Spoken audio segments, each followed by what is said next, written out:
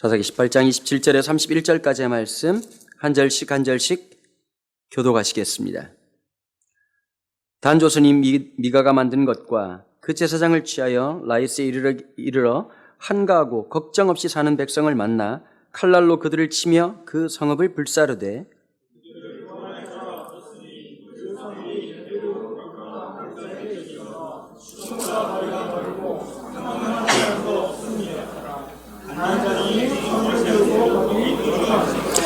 이스라엘에게서 태어난 그들의 조상 단의 이름을 따라 그 성읍을 단이라 하니라.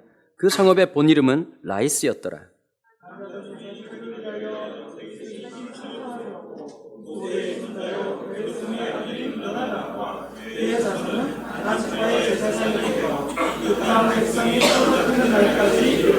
(31절) 함께 읽도록 하겠습니다. 하나님의 집이 실로에 있을 동안에 미가가 만든 바 새긴 신상이 단 자손에게 있었더라. 아멘. 사사기 에피소드 첫 번째, 미가의 우상 숭배란 제목으로 이문식 목사님 말씀 전해 주시겠습니다.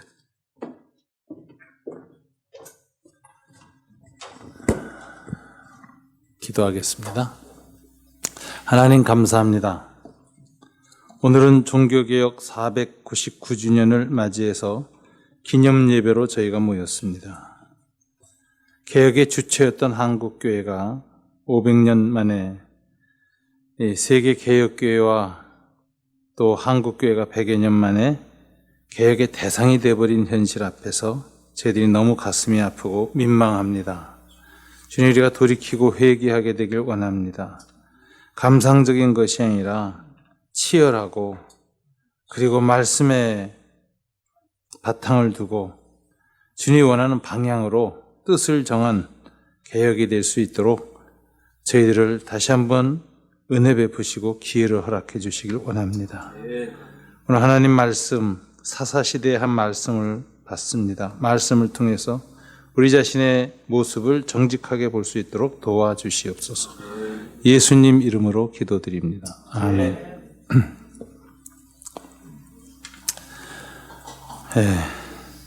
이 사사기의 구조가 7 사사들이 이스라엘을 구원하는 이야기가 쭉 기록되어져 있습니다. 사사기는 한 400년간의 기간이었어요. 출애굽이 BC 15세기, 다윗 왕조 설립이 BC 10세기니까 그 사이에 한 400년간의 기간을 사사시대라고 부르는데요.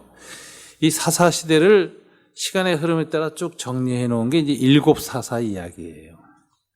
그래서 이들의 일화를 통해서 사사시대가 어떻게 흘러갔는가 보여주는데, 비극적이게도 첫 번째, 두 번째 사사 이후로 기드온부터는 사사시대가 붕괴되는 내용이에요. 그래서 사사 7명 중에 4번째 사사부터 4, 5, 6, 7은 다 사사들의 부패, 붕괴, 타락, 끝이 좋잖아요, 다. 그렇게 끝나고, 그 중에 가장 마지막 사사가 삼손입니다. 그러니까 이제 삼손이 보면 이제 사사 중에 가장 타락한 사사. 나실인 소원을 평생 안 지키고, 마지막에 겨우 이제 하나님이 주신 힘으로 회개하고 죽는 사사. 이렇게 돼 있죠. 이렇게 사사시대 400년을 정돈한 이 사사기 기자가 딱 이 17장, 18장, 20장, 21장 들어와서는 2가지 이야기를 집어넣어요. 그런데 이것은 사사시대 7 사사 다 끝난 마지막 때 이야기가 아니라 시간의 흐름을 딱 떠나서 첫 번째 이 미가와 단지파 이야기는 사사시대 초기 이야기예요. 그리고 마지막 기브아 전쟁 이야기는 말기 이야기거든요. 이건 뭐냐면은 단면도입니다.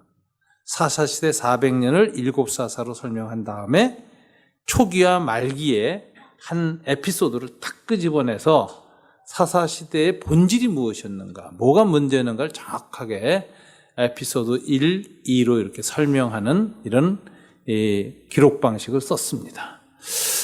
이 사사기 기자가 시대를 진단하면서 왜 사사시대가 이렇게 갈수록 어두워지고 타락했는가 하는 이유를 설명하는데, 이 에피소드 2군데서 반복돼서 나오는 후렴 기절 같은 것이 있어요. 즉 사사기 기자의 관점인데, 역사관이죠. 그때에는 이스라엘에 왕이 없었으므로 사람들이 자기 소견에 옳은 대로 행하였더라. 이게 계속 나와요. 이게 무슨 소리냐면은 왜 이런 붕괴가 일어났을까? 이스라엘에 왕이 없었기 때문이다. 이렇게 얘기해요. 그렇다면 사사기 이 기자, 이 선지자는 어느 시대 사람일까? 다윗 왕조 초기 사람일 것이다. 이렇게 봐요. 하나님이 사람의 소견대로 좋을 대로 행하는 사사시대와 사람의 소견대로 뽑았던 사울 왕이라고 하는 타락한 왕의 시대를 거치면서 사람의 소견이 아니라 하나님이 보시기에 좋은 기름 부은 메시아 군 왕의 상징인 다윗을 세우고 그 통치가 세워져 가면서 하나님 나라의 무정부 상태와 혼란 상태가 극복되는 것을 보고 있던 이 사사는 이 사사기 기자는 사사시대 400년의 문제가 뭐였느냐? 이런 하나님의 통치를 대행하는 왕이 없었기 때문이다. 하나님의 통치가 좀 붕괴됐기 때문이다. 이렇게 진단한 거예요. 그래서 이런 그 역사관을 가지고 하나님의 통치가 붕괴된 현상 두 가지를 적은 것이 이제 뒤에 에피소드 두 가지입니다. 첫 번째 에피소드는 종교적 붕괴, 두 번째 에피소드는 사회적 붕괴, 공동체 붕괴 현상을 지적을 했어요. 오늘 본문에 보면은 17장, 18장에 보면 오늘 이 27절에 나오는 세 사람들, 단자손, 미가, 그 다음에 제사장. 이 세 개가 이 에피소드의 주인공입니다. 이 사람들이 각각 상징하는 바가 있어요. 뭘 추구한 사람들이냐, 이 본문에서 나오는. 첫째, 이제 미가라는 사람인데, 이 사람이 이제 자기 어머니가 이제 부자였던 것 같아요. 그래서 이제 이 17장에 이제 보면은 2절에 보니까 그 어머니 돈, 은 1,100세겔을 훔쳤어요. 어머니 몰래. 어머니가 그 훔쳐간 돈을 막 저주하고, 사람이 저주한다는 건 이제 속상해서 저주하는 거 아니에요? 그래가지고 원망하고 저주하는데, 미가에게 마음에 걸렸어. 그래서 뭐, 잠시 펀드에 놓다 뺐는지, 나중에 1,100세겔을 다시 갖다가 어머니한테 드리면서, 어머니 죄송합니다. 이거 제가 했습니다. 이제 이실직고를 해요. 그러니까 이 어머니가 너무 기쁜 거예요. 돈 찾은 것도 기뻤지만 의심하고 있었겠죠. 아들 저놈이 했을 것이다. 그런데 이게 와서 들이미니까 아들 다시 얻은 기쁨이 돼가지고 너무 좋아서 이 어머니가 내 아들아 여호와께 복받기를 원하노라. 2절에 이렇게 하면서 어머니한테 정말 도로 이제 드립니다. 그러니까 어머니가 이걸 그냥 받지 않고 내가 이걸 너한테 도로 주겠다. 그리고 이제 난 네가 이렇게 회개한 것만으로도 좋다. 그래서 돈을 다 1,100세겔을 줘요. 이게 어머니 마음 아니겠어요? 이럴 때. 그런데 이제 아이 미가가 난 못 받습니다. 그러고서 이제 그러니까 그러면 내가 이 중에 200세겔 가지고 하나님께 좀 특별히 감사해서 헌금을 해야 되겠다. 그래서 그 200세겔 가지고 뭐를 했느냐면은 은으로 새긴 우상을 하나 만들어요. 이게 드라빔이라는 것인데 야곱이 바다나라면서 도망올 때도 보면 그 드라빔을 가지고 도망 나왔거든요. 그러니까 이 드라빔이라는 건 이 당시에 우상 숭배인데 가나안 우상 숭배 중에 집안의 신이에요. 집안에서 먹는 신주단지 비슷한 신인데 고대 중근동에 이게 굉장히 흔했습니다. 야곱도 그랬고 나중에 이 가나안 땅에 들어온 다음에 이스라엘 지파도 아직도 이 드라빔 숭배를 하고 있는 걸 보면 아직도 신앙이 하나님 말씀에 딱 서 있다기보다는 그 시대의 그 무속신앙, 가나안 우상 숭배하고 상당히 이렇게 혼합된 신앙 형태를 갖고 있었다 하는 걸 우리가 알 수 있죠.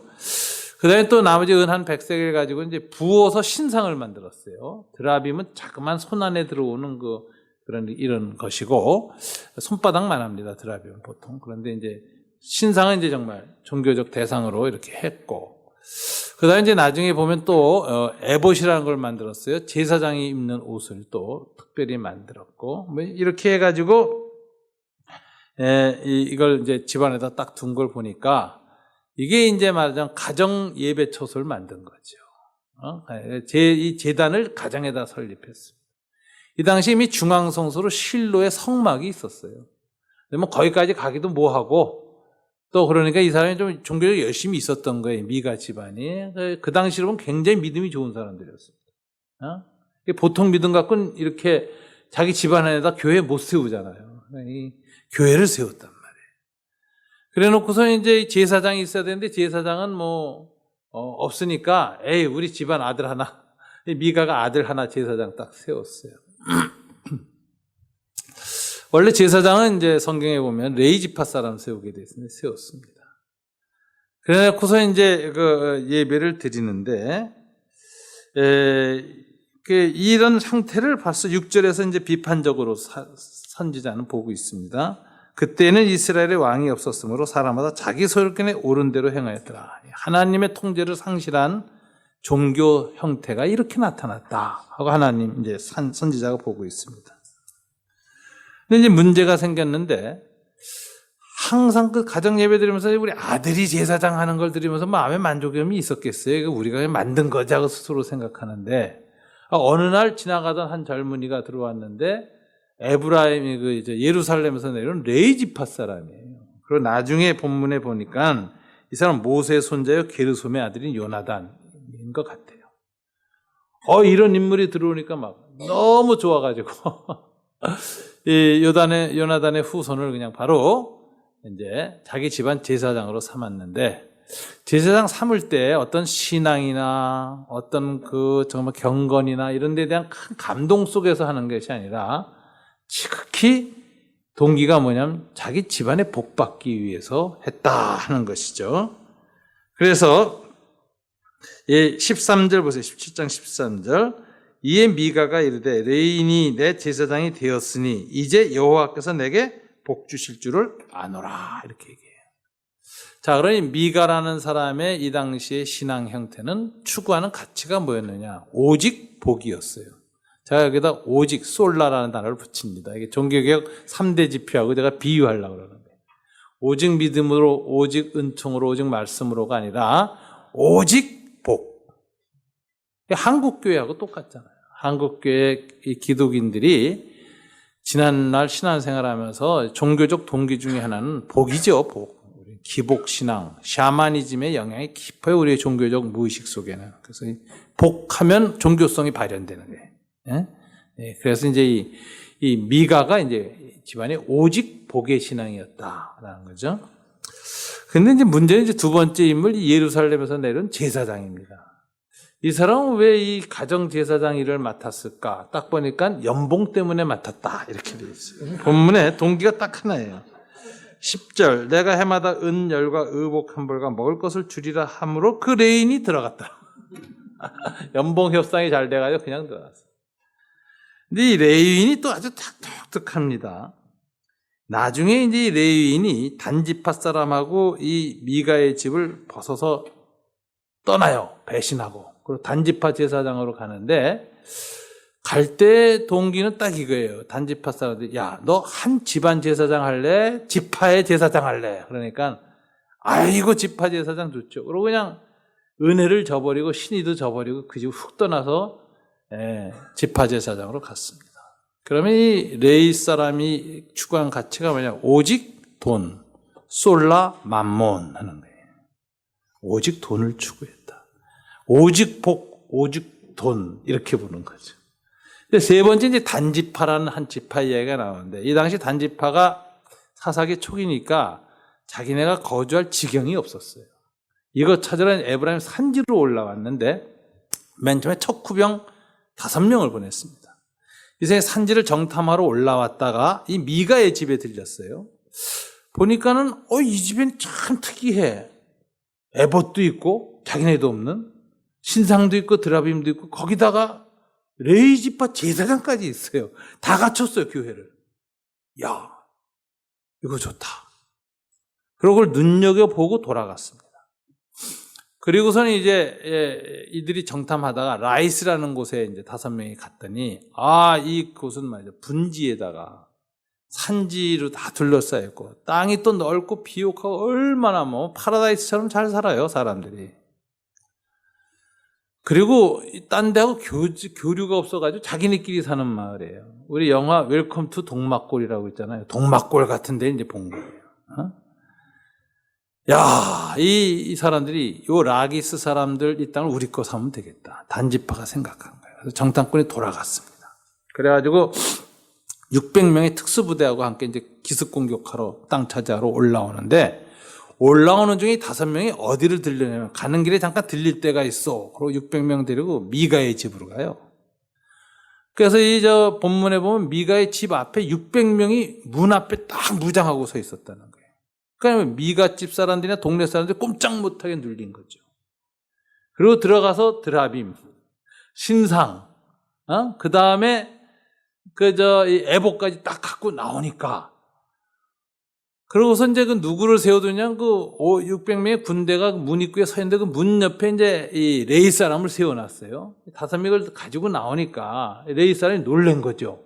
근데 밥그릇 날아가는 거죠. 이게 그 종교 영업 도구가 다 없어지는 판이에요. 그러니까 이거 어디로 가느냐 하고 이제 겨우 그때서야 이제 놀래서 이제 그렇게 말을 하니까 딱 쳐다보니 5명이, 야, 이거 우리가 가지고 이제 우리 지파에서 쓰려고 갖고 갈 건데 너도 가자. 스카우트 제의를 한 거예요. 연봉 올려주겠다. 단지파의 제사장이 되라. 그랬더니 이 사람이 보더니 오케이 하고 그냥 쫓아나갔어요. 자, 그러고 이 단지파가 이 사람들을 끌고 가니까 이제 미가가 놀라서 동네 사람들하고 이제 나와서 이제 저항을 하니까 이 600명이 그러죠. 미가한테 네 우는 소리, 찡찡거리는 소리 떠들지 마라. 그 소리가 들리면 내가 다 죽이겠다 그래요. 그냥 울지도 못하고 돌아갔어. 그러고서는 이제 이 단지파가 이제 라기스라는 동네로 딱 들어가가지고 오늘 본문에 나온 얘기들 대살육전을 벌이죠. 라기스 주민을 싹 죽여요. 자기네 땅으로 차지해요. 자, 그러니 단지파가 추구한 가치가 뭐냐? 오직 힘이죠. 그래서 이 본문은 이 당시에 이스라엘의 영적 상태가 세 상태였다. 오직 복, 오직 돈, 오직 힘. 이거 보니까 꼭 우리 얘기 아니에요, 지금? 오늘 한국 사회예요.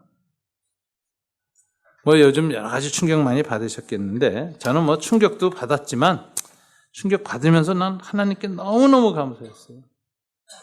지금이라도 이걸 이렇게 들여서 한 방에 보냈으니 다행이지, 하나님께서. 이 정권 더 갔으면 무슨 일이 일어났을까? 끔찍하고 무섭습니다. 이 민족이 망할 판이었어요. 그래서 하나님이 지금이라도 드러내서 지금 기능 중지시킨 거 정말 감사합니다. 하나님이 이렇게 돌이킬 계기를 주셨는데 이걸 우리가 지혜롭게 믿음으로 잘 받아서 하나님이 도와서 붙인 걸 우리가 잘 완수해야 되겠습니다. 이런 생각이 들어요. 하나님은 항상 50%만 하고 50% 남겨두시거든요. 우리가 하기에 달린 거예요. 이제는 우리가 반응해야 돼요. 근데 저는 참 오늘 본문 보면서 그런 생각이 들어요. 우리 한국 교회는 뭐냐 하는 생각을 해요. 미가는 과거의 우리들 모습과 같습니다. 우리 과거의 한국 교회의 가치관이 뭐였죠? 잘 살아보세요였죠. 박정희 대통령.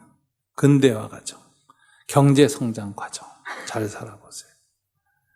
그 과정에서 하도 그 개발 독재 상황에서 인권이 유리되고 민주주의가 무너지고 사회 공적 절차가 붕괴되어지고 그 과정 중에 대통령이 시해당하는 사건까지 나고 난리가 나서 그때부터 우리 국민들이 다시 한번 시작한 게 이제 민주화 운동 아닙니까? 그래서 사회 민주화, 사회 정의 실현하는 과정을 거쳤어요. 그래서 이것을 쭉 해왔는데 문제가 뭐냐면 개혁 피로 증후군이라는 게 노무현 정권 말기에 생겨요. 그리고 그 당시에 개혁을 추구해 나가는데 그동안에 기득권 세력과 설득해서 함께 점진적 개혁을 하는데 실패합니다. 그러다 보니까 청와대 중심으로 진보적인 사람들끼리만 개혁하니까 그게 안 되지요. 우리 사회가 이미 중간계층하고 상위층 파워 엘리트 그룹이 굉장히 강한 사회예요, 이미. 자기네끼리 다 똘똘이 뭉치고 소통이 된다고요. 기득권 소통. 기득권 연합이 형성됐거든요. 이거 개혁을 하려면 그 사람들하고 적절하게 주고받고 통합하고 함께 가야 돼요. 김대중 대통령은 비교적 그걸 좀 잘한 편이고요. 또 IMF 상황이기 때문에 협조 안 할 수가 없었어요. 근데 노무현 대통령이 그게 실패한 거예요. 그래서 노무현 대통령 5년 동안에 가장 돌아갔던 애가 복지부동, 복지안동 해가지고 파워 엘리트 그룹의 공무원 기득권 세력이 다 5년만 가라. 그래서 경제나 사회 모든 것을 통합하고 이끌어가는 추진력이 완전히 마지막에 바닥이 났습니다. 그러니까 이제 개혁 피로 증후군이 생기니까 우리 국민이 무슨 생각을 했느냐. 옛날로 돌아가자. 박정희 시대가 좋다. 개발 독재가 좋다. 그래서 다시 잘 살아보세로 돌아가. 그래서 뽑은 대통령이 이명박 대통령 아닙니까? 기독교인들은 장로 대통령하고 찍었어요. 그러니까 저는 그때 우리 국민이 가치를 선택했다고 봐요. 정직과 진실보다는 돈, 경제성장. 그 연장선상에서 박근혜 대통령이 됐습니다. 박근혜 대통령 개발 독재 박정희 시대에 대한 향수. 50대, 60대 이상이 몰표 던지면서 박근혜 정권이 탄생했습니다. 그래서 지난 10년간 우리는 가치 선택을 했어요. 돈. 그리고 그 앞에서는 양심이고 정의고 다 내려놨고 거기에 대해서 우리 국민이 선택했습니다. 그래서 이제 지금 현재 일어난 이 상황에 대해서 우리 국민의 책임. 우리가 먼저 하나님 앞에서 회개를 해야 돼요. 같이 깊은 회개. 그래서 우리는 진실보다는 정직보다는 말씀보다는 우상 숭배했습니다. 잘 살아보세보다는 바로 살아보세보다는 잘 살아보세를 다시 택했습니다. 돌아갔습니다. 과거로. 그래서 그렇게 선택한 우리가 10년 동안에 하나님으로부터 징계받아 마땅합니다. 경제는 지금 파탄 상태고요. 10년 동안에 다 까먹었죠. 그 다음에 정치는 중세로 돌아갔습니다. 여러분 여기에 대해서 우리가 원인도 밝히고 책임자도 다 처벌하고 해야 되겠지만 적어도 하나님 앞에서 먼저 무슨 생각해야 되나? 우리 죄를 인정해요. 우리가 마음이 그랬습니다. 우리의 가치관이 그랬습니다. 그래서 하나님 앞에서 근원적인 반성을 우리는 해야 할 필요가 있다. 이런 생각이 들어요. 그리고 특별히 교회가 책임이 있다. 교회가 앞장섰습니다. 그래서 이제 교회가 우리 사회의 기득권과 보수화 과정에서 너무 앞장섰어요. 장로 대통령이라고 해서 막 지지하고 이명박 대통령에 대한 청와대 안에 기독교인이 굉장히 많았습니다. 그래서 이제 하다못해 소망교회 출신들이 막 청와대에 다 들어갔다 이렇게 얘기했잖아요. 그러니까 그럴 정도로 기독교 세력이 들어갔어요. 책임이 커요. 그리고 그런 사람들이 다 박근혜 정권 재창출하는데 힘을 보탰어요. 그리고 지금같이 무당 정권 만드는데 기독교인들이 앞장섰습니다. 그러니까 하나님이 우리한테 이렇게 징계를 주시고 부끄러움을 주시고 우리의 모든 문제를 이렇게 드러내신 것을 우리는 당연하다 여기고요. 네, 두 번째, 하나님이 왜 이걸 이렇게 적나라하게 충격적으로 드러내셨을까? 정상적으로 말을 안 들으니까. 말로 안 되면 매로 패는 거예요. 지금 우리 매 맞고 있습니다. 온 국민이. 그러니까 우리가 하나님 앞에 매 맞아야 돼요. 세 번째는 감사해야 돼요. 하나님 매를 때리는 건 아직도 사랑하기 때문에 아직도 버린 자식이 아니니까 이게 패신 거거든요. 아유 감사해야죠. 지금 이렇게 매 맞게 된 거에 대해서. 감사함으로 개혁을 우리가 이제 완수해야 되는 상황이 됐습니다. 우리가 이렇게 돌이켜보면 이 사사시대 이 미가라는 사람이나 이 레이 제사장이나 또 단지파나 이게 말하자면 미가는 그리스도인들, 제사장은 목사들, 그 다음에 단지파 국민들 아주 삼중 종합 선물 세트로 부패했습니다. 오직 복, 오직 돈, 오직 힘 이런 무서운 사회를 만들었어요. 우리가. 그래서 지금 끄트머리가 지금 드러났습니다. 여기서 돌이키는 게 우리의 과제입니다. 우리 시대 정신을 복음으로 극복하지 못하고 대한 가치를 제시하는 데 실패해서 빛과 소금의 역할을 못한 한국교회와 우리 그리스도인들은 지금이라도 우린 돌이켜보면서 새로운 가치, 새로운 대안, 새로운 공동체 상을 제시해야 될 때입니다. 저는 지난 1년 동안에 몇몇 학자들하고 함께 10여 차례에 걸친 세미나를 매달 한 번씩 했어요. 기독교 목회자 협의회 김원배 박사님 사무총장 하셨던 옥하는 목사님 전에 대표이셨죠.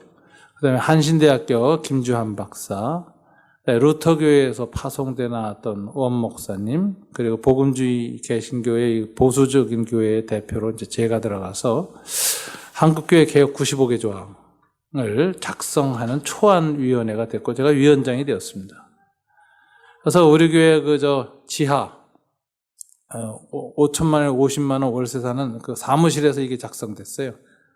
이게 상징적이라고 생각해요. 큰 교회 으리으리한 사무실에서 안 되고 새방 지하에서 개혁 조문이 완성됐다.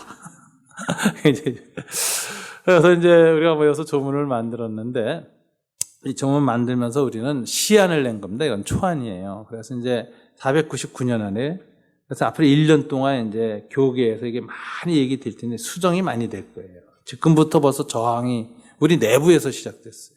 한국교회 연구원에서 제가 부원장으로 또 이 95개 조항을 작성하는 위원장으로 제가 초빙을 받아갔거든요. 그래가지고 전병근 목사님이 갑자기 부원장 자리를 주고 이걸 꼭 해내라. 그래서 이제 1년간 걸쳐서 했는데 만들고 나오니까 이제 어려운 거예요. 우리 안도. 너무 과격하다. 이렇게 나왔어요. 과격합니다. 내용을 보면은. 그러나 이게 이제 어떻게 될지 모르는데 제 생각에는 하여튼 이 교회 상층부 구조들하고 계속 논의를 하고 어느 정도 선에서 본질이 훼손되는 선에 더 이상 할 수 없다는 전 각오가 그래요. 그러면은 저는 과감히 이탈하고 젊은 사람들하고 새로운 운동을 구성해서 서명 작업을 하겠다. 이때에는 목사들만을 하지 않고 장로님들, 평신도들, 청년들, 젊은 목사들, 신학생들 밑에서부터 올라오겠다. 그래서 이제 이번에 여러분들 서명 많이 하셨습니다만 이번 사태에 관해서 선언문이 나왔잖아요. 그 밑에 보면 여기에 동의하는 연명하는 그리스도인들 해놓고 주체가 없습니다. 누구누구가 이렇게 안 돼 있고 서명만 하면은 다 주체가 되는 거예요. 서명 작업에. 그래서 이걸 인터넷 플랫폼이라는 거거든요. 앞으로의 사회운동은 조직이나 어떤 기구를 갖고 하지 않고 가치를 중심으로 하고 내용을 선언하고 거기에 대해서는 각자가 다 인터넷으로 SNS로 다 서명 들어와서 공동 주체를 만들어서 나가는 운동 방식을 택해야 된다. 시민운동이고 민중운동이고 또 정치운동이고 다 명망가들이 이끌고 가는 운동이거든요. 그러니까 민주성과 자발성이 사라지고 밑에서부터 개혁이 안 돼요. 그리고 이해관계에 의해서 조문 이렇게 작성하다가 세월만 보내고 있어요. 온타임 시간을 놓쳐요. 그래서 딱 누가 횃불 두고 봉기하고 선언문이 딱 나거나 무슨 나가면은 그걸 동의하는 사람들이 쫙 서명해서 몇만 명이 가는 이런 식으로 가야 되는 거거든요. 이번에 그렇게 해가지고 이번 사태에 대해서 선언문 나가는데 지금 이틀 사이에 3,000명 들어왔거든요, 벌써. 한국교회에 많은 사람들, 거기 이제 교회 이름하고 자기 직분 쓰게 되면 목사님들, 전도사, 성도, 장로하고 막 들어오고 해외교회까지 지금 막 들어와서 3,000명 넘었어요. 딱 24시간 만에. 그러니까 이거 누가 주도하는 게 아니죠. 우리 다 같이 뜻 있는 사람끼리 모이자. 그래가지고 이제 의병운동처럼 이게 밑에서 일어나는데 저는 이 개혁선언보다 앞으로 그렇게 할 생각이에요. 상층부하고 대화하고 토론 안 하면 안 돼요. 그럼 맨 처음부터 이탈 세력이니까.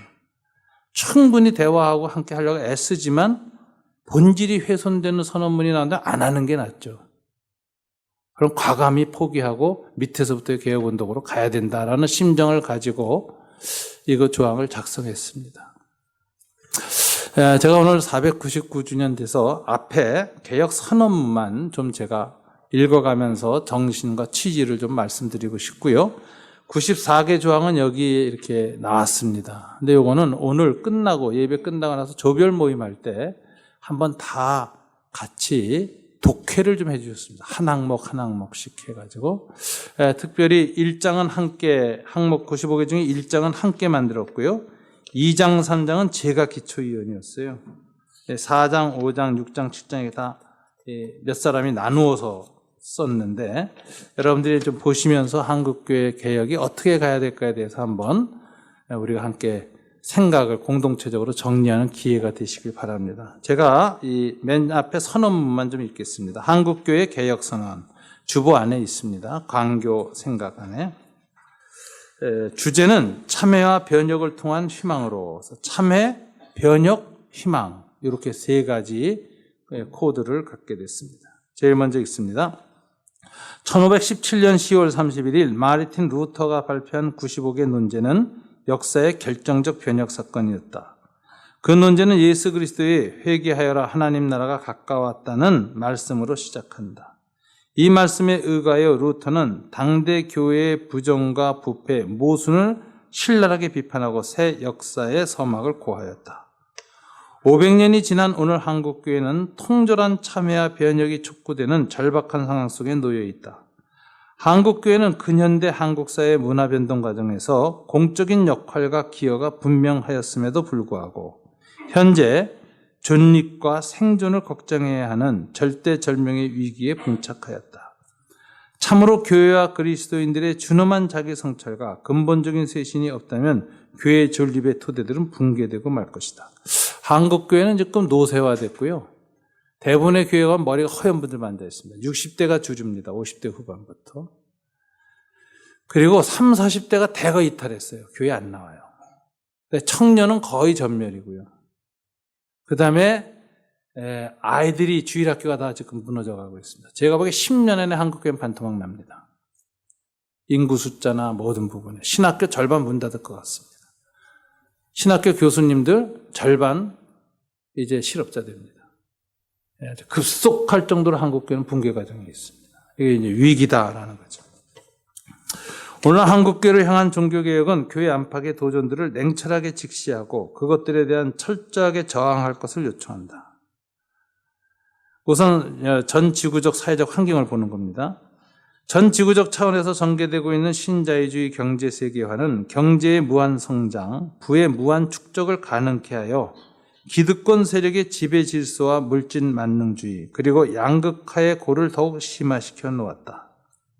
또한 과학기술 문명의 진보, 정보의 탈규제와 시장화는 생명경시 풍조와 생태 환경의 광범위한 파괴를 불러일으켰으며 인류의 생존을 위협하고 있는 형국이다. 그리고 한반도를 둘러싼 국제질서는 분단체제의 고착화와 전쟁 위기를 고조시켜 우리 사회를 불안으로 내몰고 있다. 한반도의 냉전 질서가 초래한 반공적 규율 사회는 여전히 위력을 발휘하고 있으며 개인의 자유와 민주주의 인권을 심각하게 위협하고 있다. 이게 오늘 교회 안팎의 도전입니다. 위와 같은 도전들 앞에 오늘의 한국교회는 무기력한 모습을 보이고 있다. 교회는 자본의 질서와 결합하여 물질 우선주의, 교회 성장주의 신화 속에 빠져 본연의 모습을 잃어버렸다. 교회는 성장이 목회의 최우선 목표가 되었고 인력과 재정의 대부분을 교회 예배당 건축과 교세 확장에 투여함으로 교회의 시장 상황을 초래하였다. 또한 교회는 하나님의 창조 질서와 인간 생명을 중시하고 보존해야 하는 책임성을 망각하고 복음을 공공의 영역으로부터 사적인 영역으로 축소시켜 놓았다. 그리고 교회는 국가와 민족의 희망찬 미래를 위하여 예언자적이고 비판적인 정신을 발휘하기보다 지배 이념과 결탁하여 호전성과 공격성을 서슴지 않고 노출시켰다. 지금 한국교회에서는 남북 화해와 협력, 통일의 대장정 앞에 놓인 장애물들을 청산하는 의지를 찾아보기 어렵다. 이게 조금 더 다시 한번 우리의 신앙적 반성을 합니다. 주지하다시피 종교개혁의 주요 가치는 오직 믿음, 오직 성서, 오직 은총이다. 작금의 한국교회 위기는 종교개혁의 소중한 유산들이 심각하게 훼손되고 왜곡된 데서 비롯되었다. 그럼 오직 믿음은 어떻게 됐죠?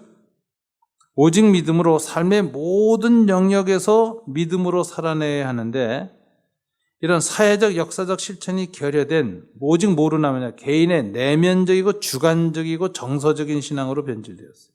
그러니까 이게 소위 종교성만 남았다 이거죠. 일상의 믿음으로 사는 것도 없고 사회와 역사 속에서 믿음으로 살아가는 뭔가를 잃어버렸고 오직 교회 생활, 예배, 기도 이런 쪽으로만 몰입돼 가지고 오직 믿음은 종교성이라는 형태로 퇴화됐다 이거예요. 삶의 모든 영역을 상실했다. 그래서 오늘의 한국 기독교를 뭐라고 하냐? 망명 기독교라고 그래요. 하나님의 통치를 드러내야 할 통치 영역을 다 잃어버리고 종교라고 하는 섬으로 도피하고 망명간 망명정부다. 거기 모여서 예배만 드리고 있다. 그러니까 상해 임시정부하고 비슷하다. 이 망명 기독교로의 퇴화라는 거죠. 이게 믿음이 이렇게 됐다. 오직 성서는 그리스도인의 신앙의 역동성을 성서 문자로 제한시켰어요. 자, 오직 말씀하면은 그 말씀은 뭐로 고백돼야 되죠? 삶으로 고백돼야 돼요. 삶이란 실체가 없으면 말씀은 말씀이 아니라 뭐죠? 실체가 없는 말씀은 소리에 불과합니다. 실체가 없는 말씀은 유령입니다. 귀신 소리입니다. 그러니까 오직 성경으로라고 주장하면서 성경 공부나 이런 건 굉장히 강화시켰지만 그에 걸맞는 삶으로서의 모델과 실천을 한국교회가 안 했기 때문에 한국교회는 말장이 교회가 됐어요. 소리만 있지 아무런 실체가 없는 빈껍데기 교회가 됐다. 이게 오직 성서라는 종교개혁자들의 전통을 성서 문자주의로 퇴화시켰다. 세 번째, 오직 은총은 죄악을 신앙의 이름으로 합리화시켜주는 값싼 은총으로 전락되다. 오직 은총은 하나님이 믿음으로 우리의 모든 죄를 용서하신 다음에 다시는 그와 같이 삶을 살지 않도록 새 출발하는 방향전환, 회개의 시작입니다. 그 결단이 없이 과거의 죄만 용서받는 오직 은총이 되니까 이게 값싼 신앙. 죄를 합리화시켜주는 거예요. 아무리 죄 많이 지었어도 교회에 와서 예배드리고 십자가 보혈로 씻김받고 헌금하고 나서 내 마음의 무의식과 양심의 갈등을 믿음으로 싹 은혜로 씻어내리고 그리고 일상생활 가서는 또다시 나쁜 짓 한다는 거예요. 한국교회 장로들 중에 국방비리 있잖아요. 합참회장, 의장들. 잠수함 비리, 무슨 함 만들 때 비리에서 잡혀간 사람들 전부 장로들 아닙니까? 방산 비리의 중심이 된 그분도 장로 아닙니까? 돈도 교회를 통해서 세탁했잖아요. 몇백억씩. 돈 세탁 어떻게 하는가? 나도 몰랐어요. 알지 않아도 될 거 봤는데. 헌금 100억 한대요, 교회에다. 그럼 받아요. 그 다음에 1억만 헌금 11조로 받고 99억 돌려준다는 거예요. 이렇게 해서 세탁해 갔다는 거예요. 교회가 앞장서서 그 목사도 잡혀가죠. 지금. 아니, 이런 일을 저질렀다. 그러면서 그 사람들은 다 죄 용서받아요. 왜? 예수의 십자가 보혈로 회개하면 다 용서받는다. 이런 걸 값싼 은총이라는 거예요. 그래서 이런 것들이 이 종교개혁의 정신을 다 타락시켰다.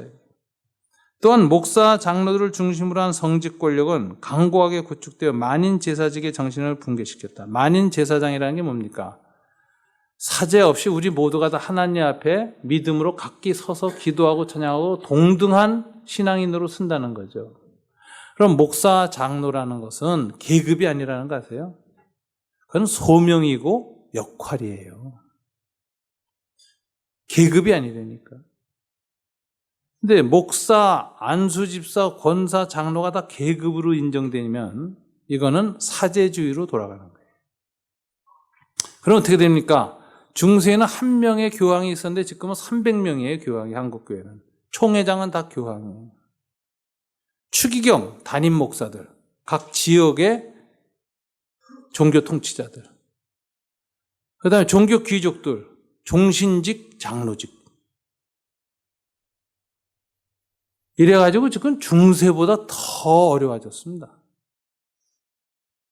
이게 뭐냐면은 만인 사제직이라는 건 하나님 앞에서 우리가 부르심 받은 그 소명과 그 역할은 평등하다. 그리고 역할과 이 책임이 다를 뿐이에요. 근데 이걸 우리가 신분으로 여긴다. 그래서 이제 우리 한국 교회가 유교보다 못합니다. 유교는 사람 죽었을 때 앞에 이렇게 신의를 어떻게 씁니까?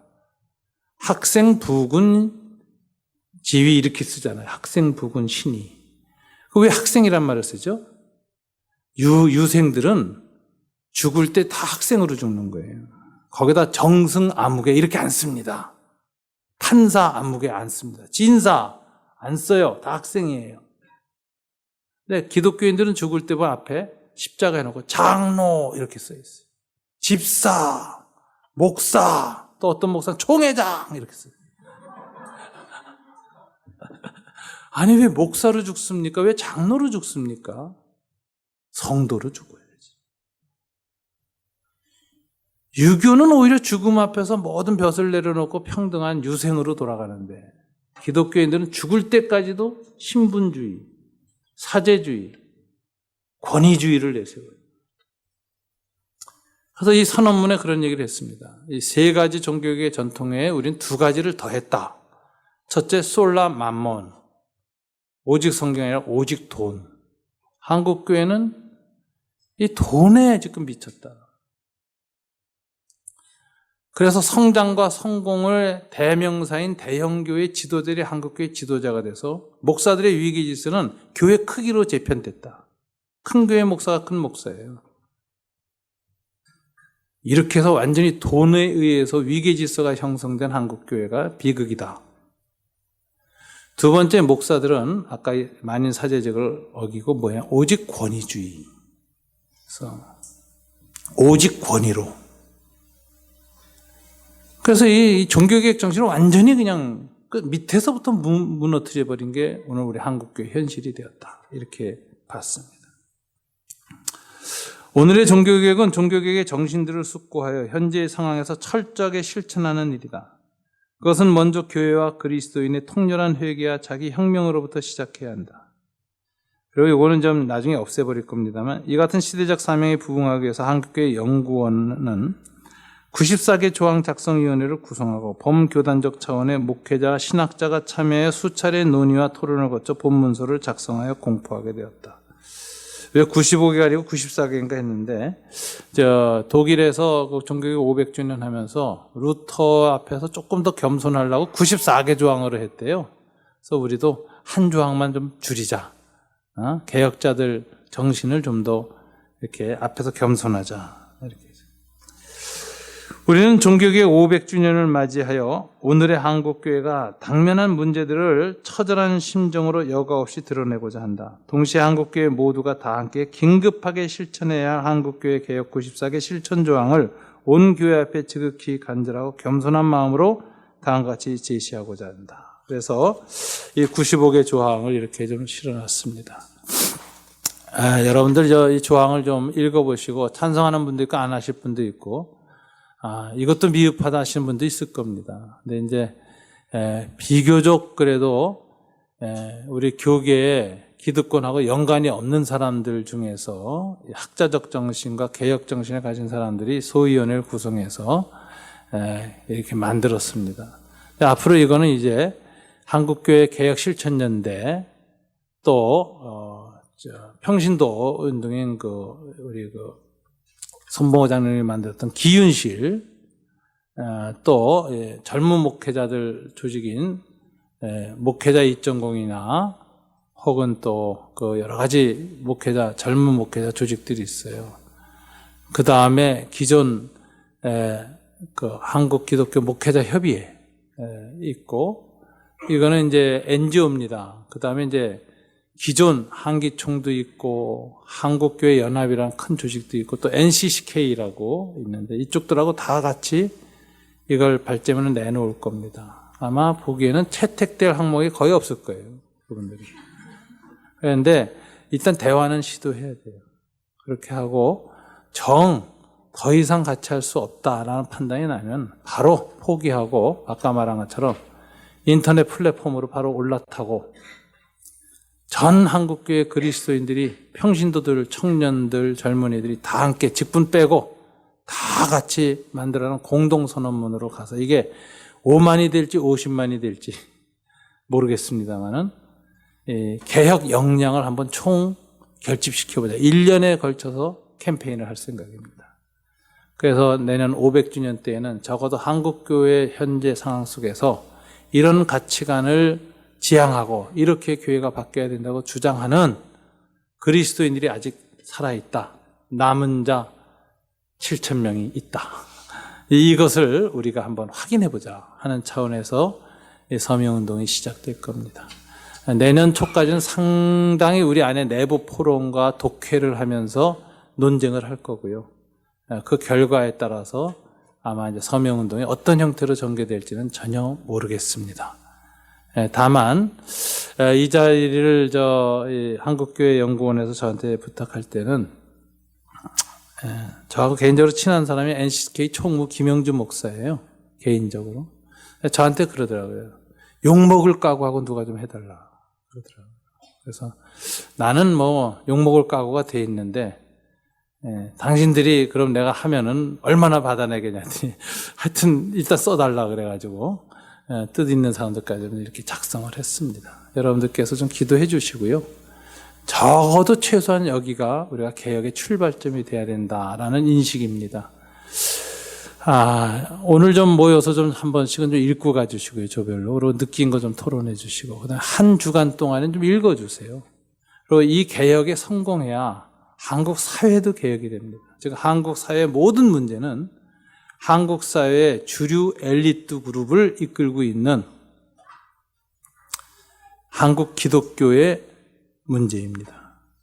그래서 우리가 하나님 앞에서 새로운 출발할 수 있는 종교개혁 기념주간이 되기를 주님 이름으로 축원합니다.